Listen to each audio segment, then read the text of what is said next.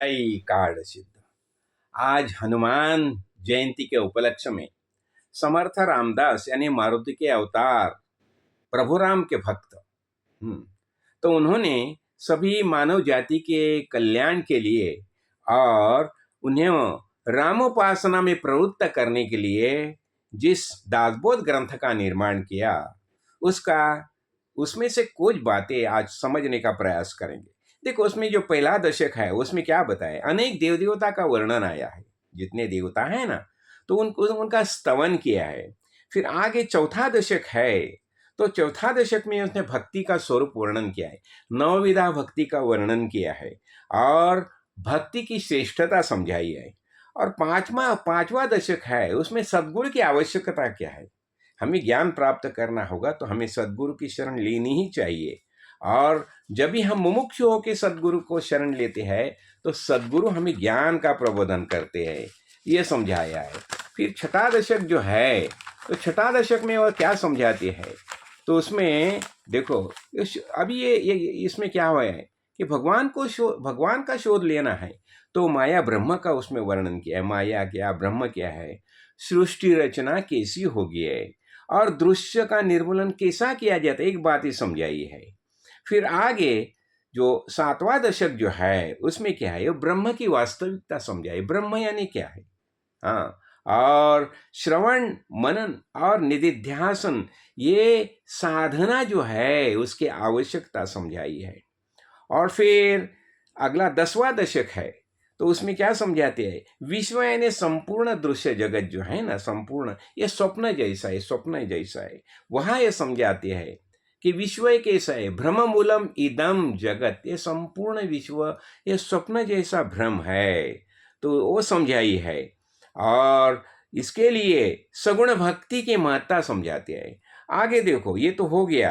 और 13वें दशक में वो क्या करते हैं, सृष्टि निर्मिति की कथा बताई है, सृष्टि का निर्माण कैसा हो गया। और आगे 5 प्रलय जो है ना, देखो 2 प्रलय शरीर में रहते, पिंड में रहते हैं, 2 प्रलय ब्रह्मांड में होते हैं, और 5वां प्रलय जो है विवेक प्रलय है। तो ये बात ये समझाई है। और आगे देखो, आगे वो क्या समझाते हैं, अभी 19वां दशक जो है ना, 19वां दशक, तो उसमें वो समझाते हैं खासकर समाज प्रबोधन के लिए किस तरह प्रयत्न आवश्यक है, प्रयत्न की महत्ता समझाते हैं। देखो, सब समाज में ज्ञान का प्रबोधन होना ही चाहिए। वास्तविक सत्य में मैं कौन हूँ ये होना, ये मालूम होना ही चाहिए।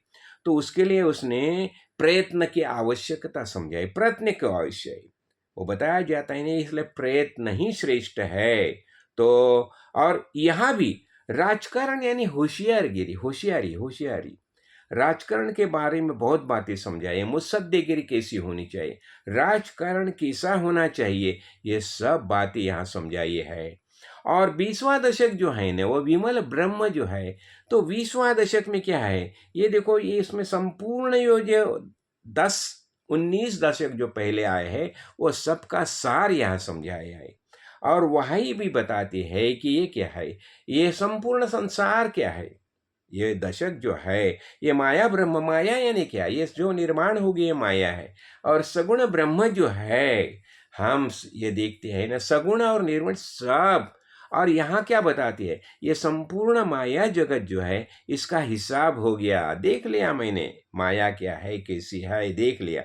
और ये माया ब्रह्म की बात हमें पता चला कि देखो, मुझे भागने कहाँ भागेंगे, ये संपूर्ण विश्व एकमेव चैतन्य है, यही विमल ब्रह्म है, विगतम मलम, जिसमें कौन सा भी मालिन्य नहीं है, ऐसा ब्रह्म जो है यही वास्तविक हमारा स्वरूप है। और सदगुरु काड़ सिद्धेश्वर जैसे आत्मज्ञानी महापुरुष के सानिध्य में हम जब आते हैं तो वो हमें यही समझाते हैं, अरे ब्रह्म ब्रह्म क्या है, तुम खुद ब्रह्म हो, ये तत्वमसी महावाक्य का बोध करते हैं। तो ये सब बातें जो है ये दासबोध ग्रंथ में पूरी समझाई है। इसलिए मैं हमेशा बताता हूँ, जो वेद में जो जो समझाए, वेदांत में जो जो समझाए, सब बातें दासबोध में आई है। इसलिए दासबोध का जितना हो सके ज़्यादा से ज़्यादा अनुसंधान करो, उसमें प्रवेश करो। भगवत गीता ठीक है, भगवत गीता तो लेकिन समझने में इतना आसान नहीं, लेकिन दासबोध ग्रंथ समझने में आसान है।